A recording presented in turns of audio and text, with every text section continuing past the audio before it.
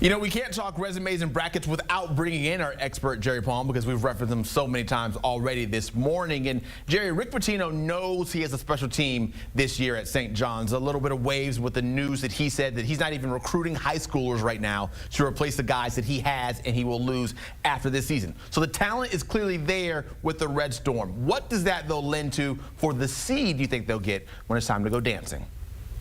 Yeah, well, they're currently a 4, and for St. John's, the ceiling is maybe a 2. It really depends on what some other teams, that they're chasing do as well.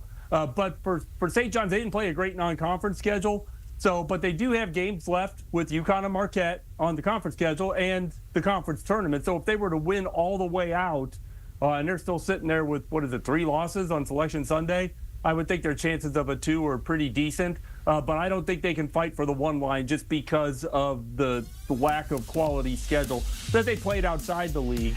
You look at the teams that you're competing with, all these SEC teams at Duke, and I don't think that there's room for St. John's on the 1 line, but they could crawl onto the 2 line if things go really well. Yeah, strength schedule sitting there at a 71, not doing them many favors. You mentioned the SEC and the amount of depth there and all those good teams. Arkansas, a team that's battling to try to make the tournament. Last night going up against Auburn, put up a good fight but lost. They definitely could have used a win over the #1 team in the country, but they don't get it. But maybe not all hope lost for Coach Cal and company? Well, the nice thing about there are basically 5 SEC teams on the bubble. Arkansas is one of them, Texas, Georgia, Vanderbilt, and Oklahoma. All of them have got schedules that create challenges for them to try and make the NCAA tournament. But they're also schedules of opportunity to play your way in. And, so you're going to have to do well, reasonably well down the stretch of this season for each of those 5 teams, especially Arkansas, now 3 games below 500 against the top 3 quadrants. No team has ever gotten an at-large bid with that on their resume. So, you're going to have to play a little better than 500 basketball for a team like Arkansas, Texas, Georgia, maybe even Oklahoma and Vanderbilt against a difficult schedule to really secure a spot in the field.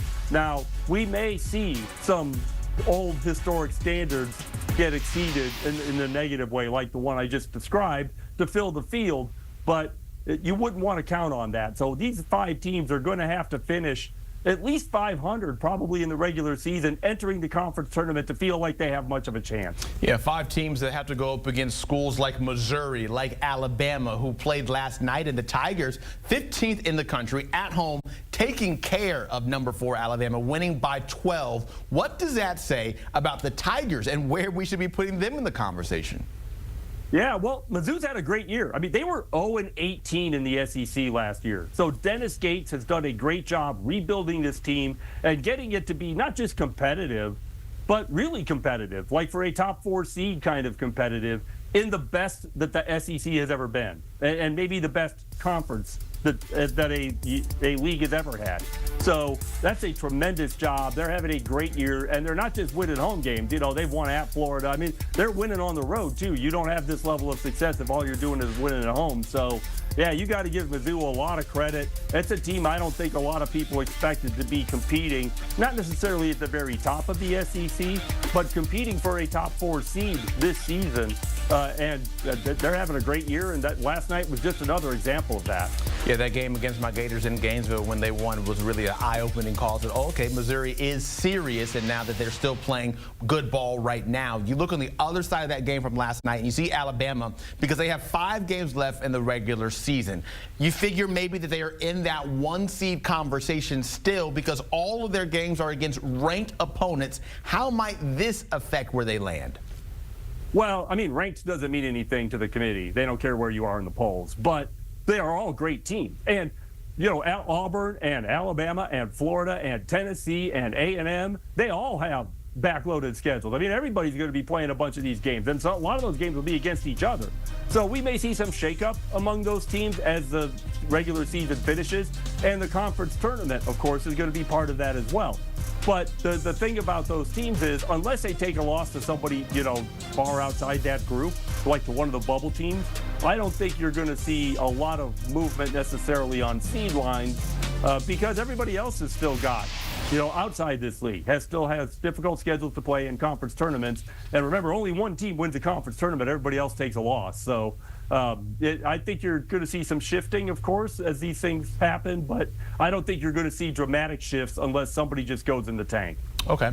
I want to touch on the bubble for a second because that's where you'll find North Carolina and just the tough season that they've had. West Virginia, VCU, all on the bubble as well, but all got wins last night. Where do things stand for the three of them and maybe their chances? Well, West Virginia, of those three, is the one that's still in the bracket. So that win is nice. It's a win over Cincinnati at home. Those are the kinds of games you have to win. If you're a bubble team, you've got to win the games you're supposed to win, and then go try and get one maybe that you're not supposed to win, or two. So where you can either push yourself onto the bracket or deep enough into the bracket that you're no longer on the bubble. So all three of those did that last night. VCU's got the biggest problem because they don't have quality opponents left on their schedule.